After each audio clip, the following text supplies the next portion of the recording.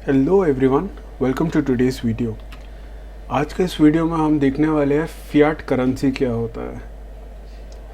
चलिए, Fiat currency देखने से पहले हम ये समझते हैं कि आज से पहले हिस्ट्री में किस तरह से लोग ट्रांजैक्शन किया करते थे या एक्सचेंज किया करते थे।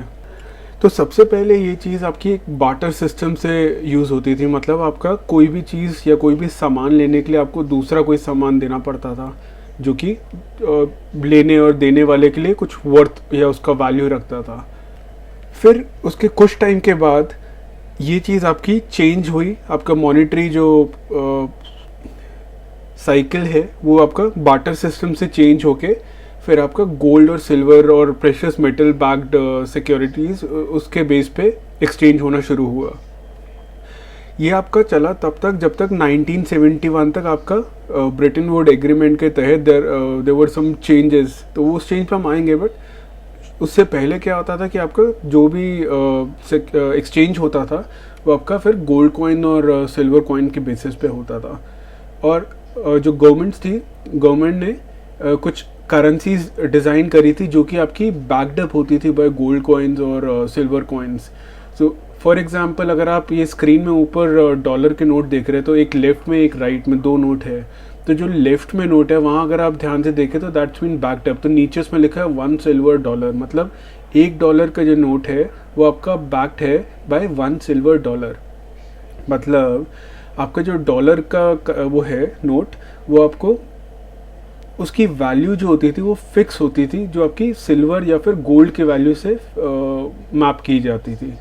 तो अगर एग्जांपल लेते हैं, अगर आप एक सिल्वर उस पर एक सिल्वर के कॉइन पे अगर आप सपोज 5 ब्रेड ले सकते थे, तो वही आप सेम चीज़ आप $1 का जो नोट है जो कि बैक्ड होता था एक सिल्वर डॉलर से, उससे भी आप 5 ब्रेड के लोफ ले सकते थे।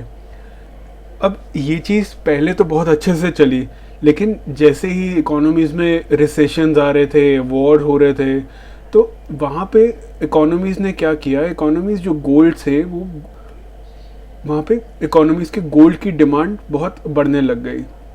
लेकिन तो ये गोल्ड का जो डॉलर्स सॉरी ये जो पुराने डॉलर्स होते थे जो आपके गोल्ड और सिल्वर से बैक्ड होते थे, ये आप उतने ही प्रिंट कर सकते थे जितने आपके पास गोल्ड या सिल्वर के रिजर्व रहते थे। मतलब अगर आपके पास सपोज़ $50 का गोल्ड का रिजर्व है तो आप सिर्फ $50 ही प्रिंट कर सकते हो मनी, आप उससे ज़्यादा प्रिंट नहीं कर सकते थे।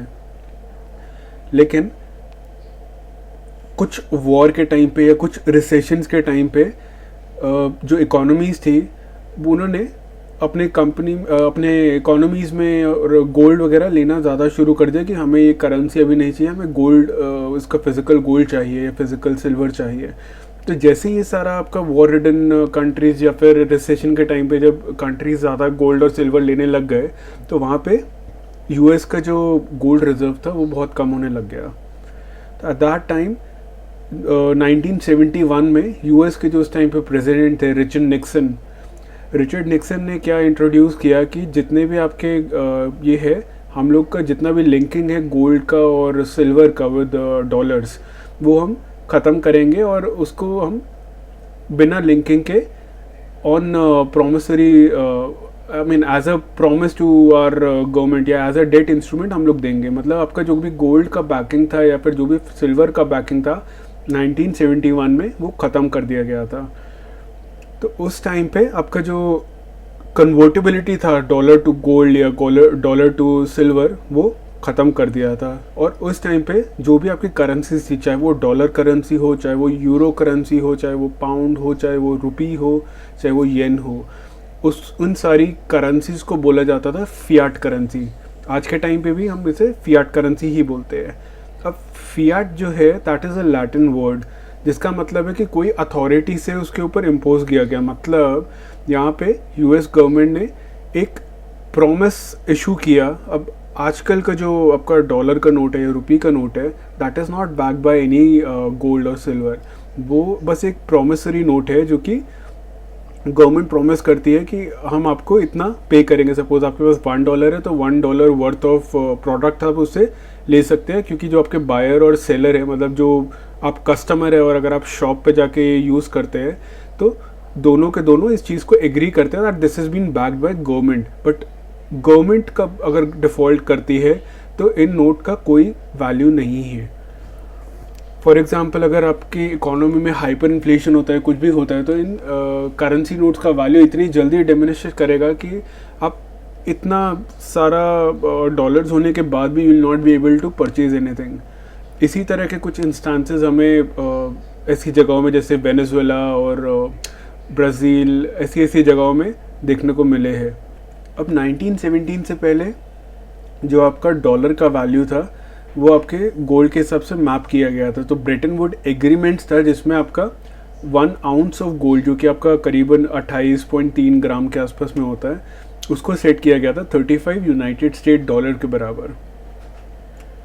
और उसी के अगेंस्ट में अगर हम आज के उसमें देखें तो आपका गोल्ड का डॉलर का जो प्राइस है दैट इज़ आई थिंक 1700-1800 से भी ऊपर चला गया। क्यों? क्योंकि आपका जो मनी प्रिंटिंग है, एक्सेस ऑफ मनी प्रिंटिंग, वो आपका जो मनी का वैल्यू है, जो करेंसी का वैल्यू है, चाहे वो डॉलर करेंसी हो, चाहे वो यूरो करेंसी हो, चाहे वो कोई और करेंसी हो, वो वैल्यू रिड्यूस होता जा रहा है because there is no linking to your gold और दिस थिंग। तो पहले उतना ही प्रिंट होता था जितना गोल्ड होता था और मनी की वैल्यू रिटेन्ड रहती थी। आजकल एकदम single click of a button पे इतना प्रिंट हो जाता है मनी, जो कि आपका कोई उसका आता पता ही नहीं है, कोई ट्रैक ही नहीं है।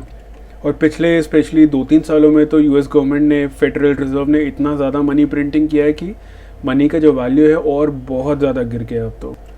चलिए अब देखते हैं कि हमें करेंसी में या कैश में ज़्यादा नहीं क्यों रहना चाहिए। मतलब करेंसी का जो वैल्यू है वो ओवर टाइम रिड्यूस होता जा रहा है because of excess money printing.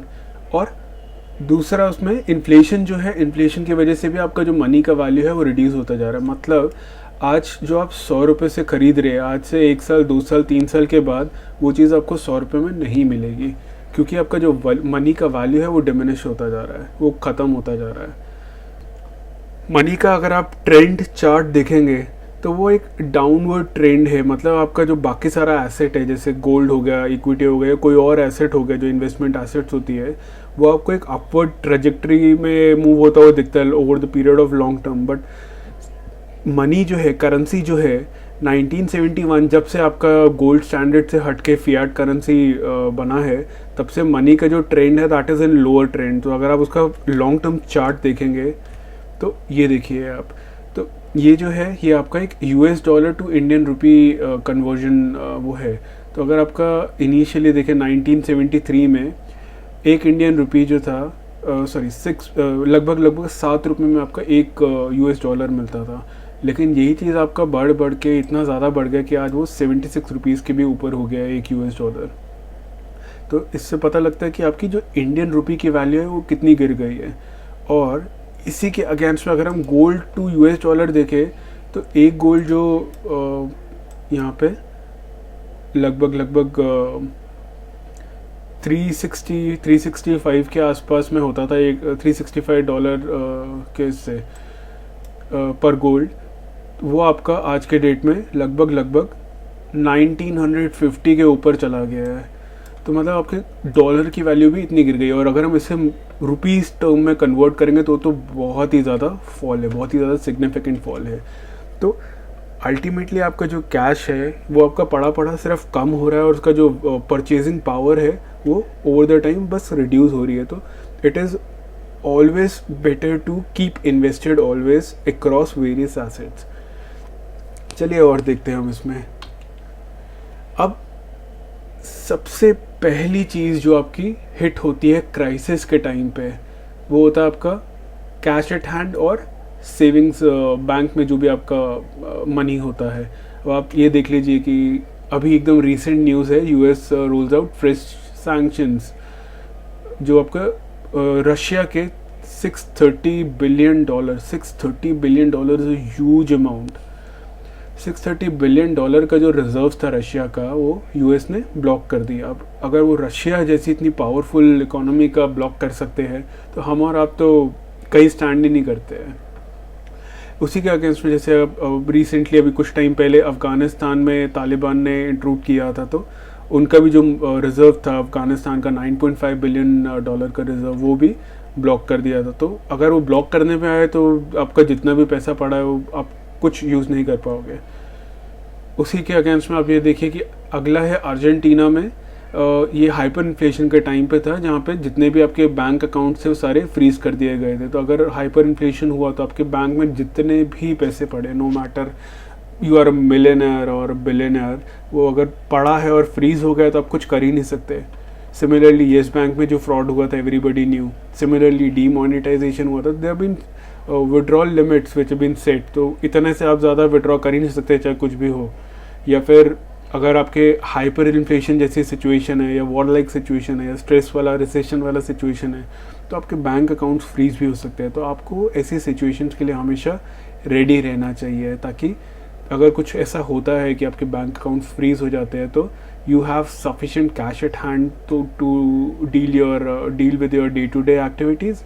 और सिर्फ कैश और सेविंग्स अकाउंट ही नहीं, आपकी investments across gold, across equity, across bonds, multiple assets, different assets में डाइवर्सिफाई होके होना चाहिए, ताकि अगर एक चीज़ पे इम्पैक्ट पड़ता है तो एटलीस्ट दूसरी चीज़ आपको आपकी इन्वेस्टमेंट को बचा सके। तो आज के लिए बस इतना ही। आई होप आपको ये वीडियो पसंद आया होगा। अगर आपको ये वीडियो पसंद आया तो इसको प्लीज़ लाइक करें और ज़्यादा से ज़्यादा लोगों के साथ शेयर करें, और इसी तरह के वीडियो अलर्ट्स के लिए हमारे चैनल को सब्सक्राइब करें। आज के लिए इतना ही। Thank you, good bye.